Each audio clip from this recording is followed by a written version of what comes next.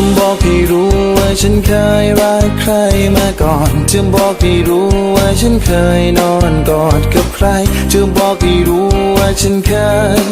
คิดถึงใครโว้โว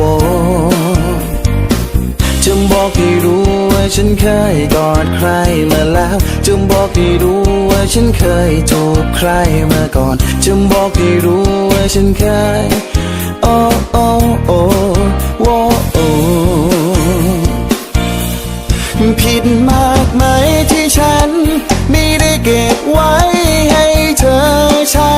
เป็นคนแรกที่เคยกอดที่หอมแก้มที่ฉันเคยทำให้ใคร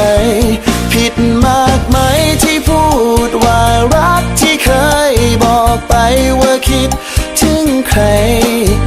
ฉันเคยเจ็บฉันใจง่ายเคยเสียตัวเสียใจโอ้โอ้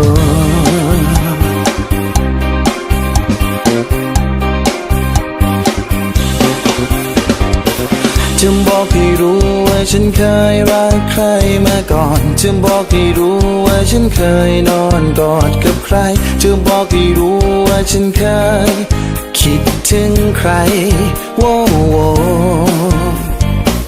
จะบอกให้รู้ว่าฉันเคยกอดใครมาแล้วจะบอกให้รู้ว่าฉันเคยจูบใครมาก่อนจะบอกให้รู้ว่าฉันเคยโอ้โอ้โอ้โว้โอ้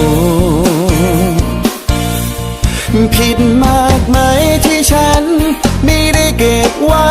ให้เธอใช้เป็นคนแรกที่เคยกอดที่หอมแก้มที่ฉันเคยทำให้ใครผิดมากไหมที่พูดว่ารักที่เคยบอกไปว่าคิดถึงใครฉันเคยเจ็บฉันใจ